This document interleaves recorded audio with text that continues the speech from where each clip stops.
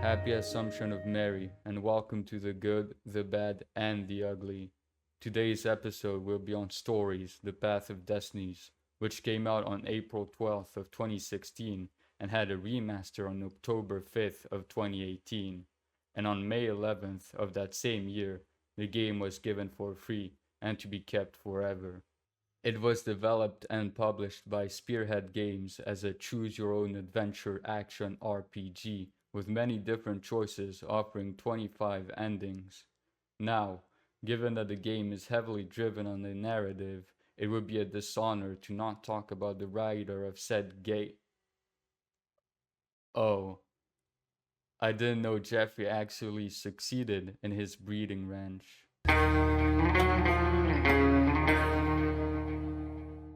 Anyways, ignoring that and starting off with the good, we have the narrator who will accompany you throughout the whole adventure and will voice each and every character.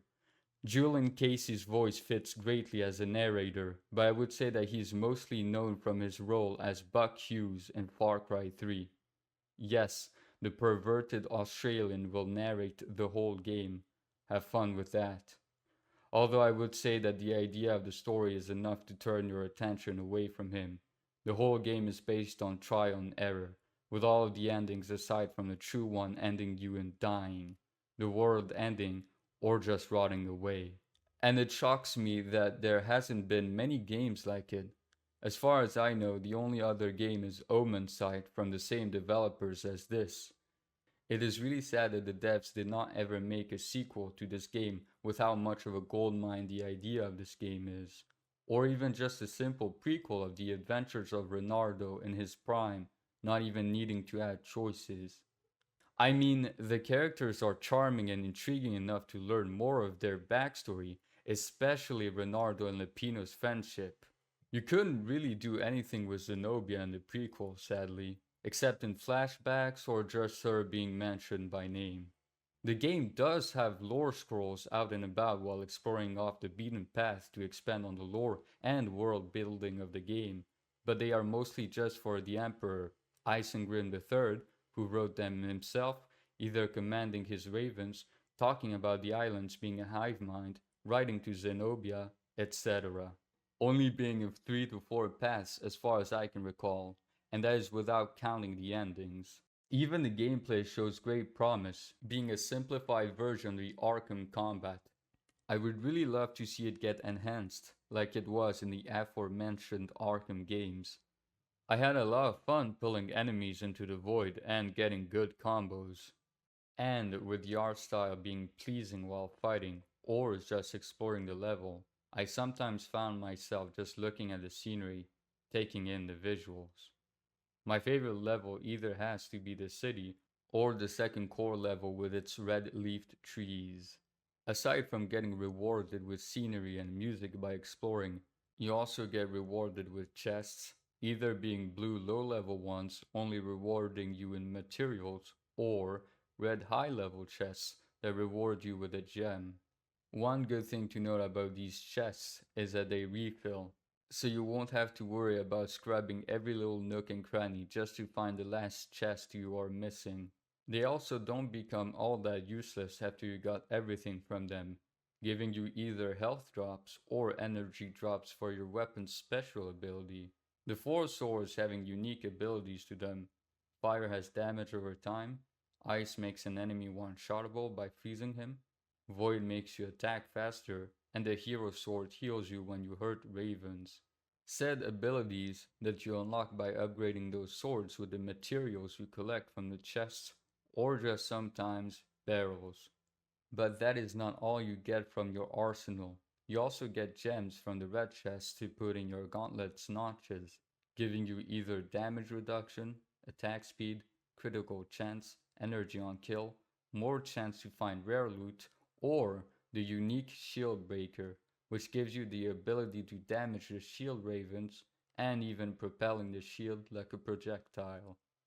You will find the red chest by exploring the locked doors, of which you need specific swords: fire, ice, void, and hero sword. Although that last one you already have it in the beginning. All of these things combined helps with getting you through the levels faster, since this is a game where you will have to replay it many times, at the very least 4 times to unlock the true ending, so about 5 playthroughs. It should be fine enough given how most of the levels are around 5 minutes long each, with the cutscenes being at most 2 minutes long. On average, will equal about 25 to 30 minutes of gameplay per ending. Endings that I do find myself liking, especially voices for A Fistful of Ducats and Run Zenobia Run. Of course, this isn't an exhaustive list of the good endings in this game, just some examples from the endings I've chosen to record for this video. If I had to choose my favorite beginning path, it would be the Iblis path. Funny, knowing that Iblis is Satan's name in Islam. Thank you, Cosma. Now, from all of the things I have spoken of, the game should be good, right?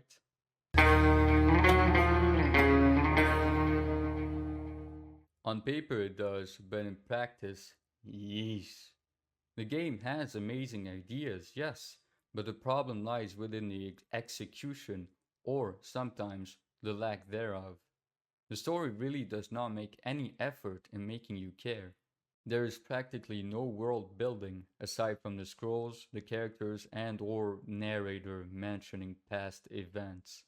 No reason to care about Lupino being my old best friend, Zenobia being my love interest, the rebellion fighting against the Empire, Isengrim III most of the time only being mentioned, not even Renardo. You may get some backstory for these characters through some of the paths and endings, but it's simply not enough to care about. And speaking of the endings, a lot of them just end so abruptly when there could have been more dialogue. The fact that there is only 5 chapters and all of them end at the final battle certainly doesn't help. Having more levels could have helped fleshing out most of the endings, but it would certainly be more tedious given how you literally cannot skip any cutscenes whatsoever. So you have to sit through the same dialogue over and over and over again if you want to get every single ending. I would be somewhat fine with that if the gameplay was good, but again, it's only good on paper. It is just way too easy, even without the skills. You can just mash the attack button and you'll mostly be fine. The only enemy that counters this is a shield, which you can easily just throw an enemy at him. And no, the bomber doesn't count. The only thing he is useful for is to disrupt your combo, nothing else. You would think that there would be more enemy variety that would have to make you think in an Arkham-like game, but there aren't even any bosses, at very least one at the last chapter.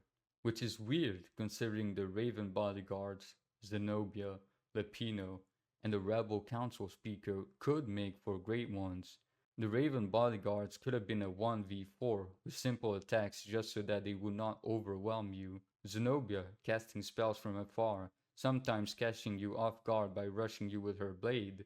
Lepino hopping madly all around the would-be arena, dishing out surface level cuts at a rapid pace, and the Rebel Council speaker pressuring you with her relentless strikes as she is controlled by the Iblis Stone. You could add both an ending for losing the fight and winning it, but no, you only get a Raven Grunt, a Raven Shield, a Boomer, a support snake, a snake that takes hours just to launch one attack.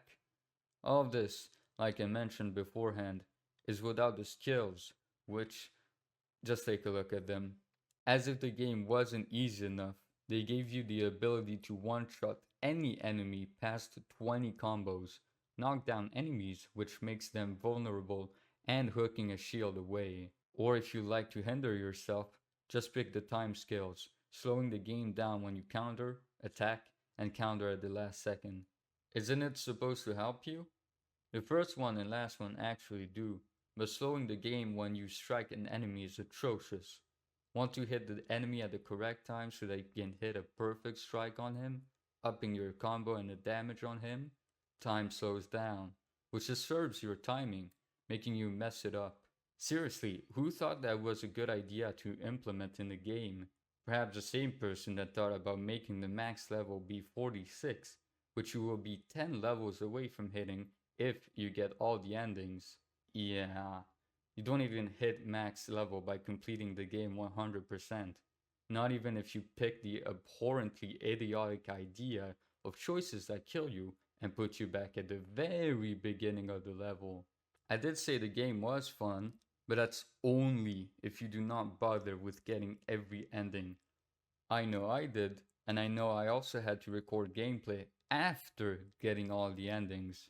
Having to listen to Julian Casey's voice for such a long period of time makes you realize that this game should have had more than one voice actor, especially for Zenobia.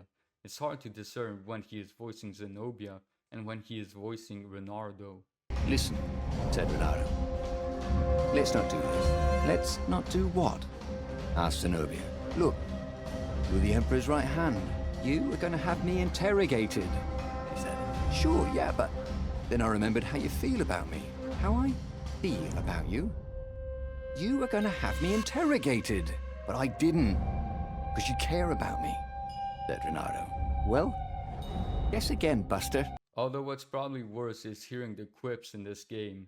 Most of them just being references, the others are fine. I didn't even talk about how even with the music being beautiful, it's just sadly easily forgettable. You will most likely only remember the menu music and the final level's music, or how the puzzles in this game are just pull this lever and then this one, that you could just walk through. Nor have I talked about how the exploration in this game is lackluster. They could have put in a secret choice within those paths as a reward, but the only choice that happens during gameplay is if you go to the city with Lupino. Weird for a choice-based game to not have many choices during gameplay, or even get new choices by unlocking truths. Well, there is one, but the choice results in a game over, not another ending. Adding many endings wouldn't really be a good idea though, with how most of the endings are bad when there are 25. Best to first polish these endings and then add in new paths from truths you unlock throughout the adventure. Except, it doesn't even really matter because of the true ending, which ends on a cliffhanger. You heard me loud and clear. The reward you get for unlocking the 4 truths and doing the correct choices while going through the true path rewards you with a cliffhanger. It is absolutely insane to me how some of the normal endings are better than this. The true ending is supposed to be the one you refine the most. You are putting your players through repetitive gameplay and narration, and what you find best to do with it is this. Zenobia embraced him. They had done it. Through luck and through love, they had won the war. Avalon, here we come, he said as he held her arms wide in the prow of the boat and let her feel its speed. Maybe the real Avalon is wherever we're together, she said. And so, after a bit of an argument, Renardo and Zenobia went to one of the 2 Avalons. The one shrouded in mists, or the one in their hearts. But which one they went to, I'll never tell. He'd done it. He'd forged his own destiny. Well, he hadn't actually done it. But he knew what he would do. Renardo smiled at the book. He practically wanted to kiss it. The kid's sacrifice hadn't been in vain. He'd saved the book and saved the world. Renardo owed him and his mother so much. Renardo lowered the mainsail and let the Farfarer shoot forward in the breeze. Second star to the right, and straight on till morning. This time, he would win.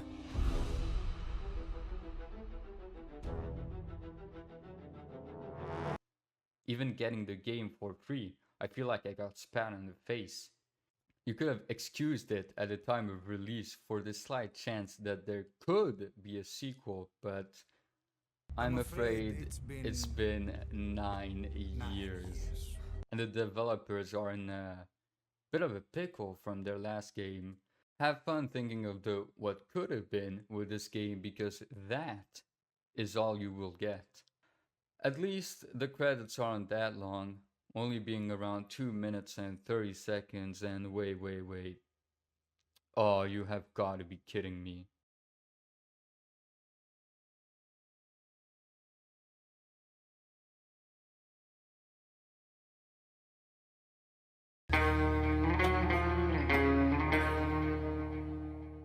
Hit Detection LLC consulted this game, the same consultancy group of the Silent Hill 2 remake and Alan Wake 2.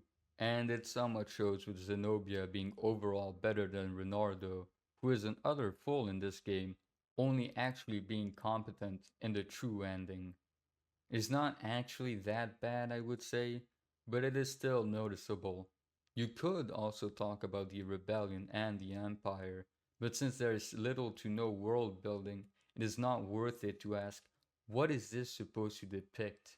The bugs, on the other hand, are plenty, with either going to the void if you hook an enemy and attack him while he is falling, the enemies just hanging around in the air, the dash not moving you on mouse and keyboard a lot of the times. This especially is frustrating. You will find yourself encountering that one consistently throughout every playthrough of this game. There at least aren't any crashes as far as I know. Aside from that, there's not really much to talk about in here, which I am glad. I would prefer keeping such segments short because it is annoying to see such idiotic elements put on a pedestal. In conclusion, the game truly holds many good ideas, and it saddens me not seeing it be executed well, nor even trying to. A disappointment, really, given how easily the game could have been made good by just adding a few obvious things needed for a game of this caliber and a story. To tell you the truth, after completing the game, I used to spend a lot of time thinking about it. You could see some pieces here and there throughout the video. For example, the prequel or the truth unlocking more paths. Fun thoughts, but only during it. For when I stopped thinking about what could have been, I realized that it will never happen. That this gold mine will only lay deserted, still having so much more to mine. I have gotten over it, of course. Not that it even was hard. Such is the way of life. Great potential is seen a lot, yet it never comes to fruition. But I digress. I really did enjoy my time with this game, getting all the endings, imagining ways for them to be better. Yet, even then, it is not a game I would recommend at all. You will just come out of it disappointed by the gameplay, by the execution of the story, by a true ending, by pretty much most of the game. Which is why I personally give this game a 6 out of 10, but give it, objectively, a 4 out of 10. I can see why people would love this game. I sort of am one of these people. Except, I love the idea of the game, not the game itself, sadly. Rest assured that the next critic will be on something that will not disappoint and will come out the 30th of August. That is all for now.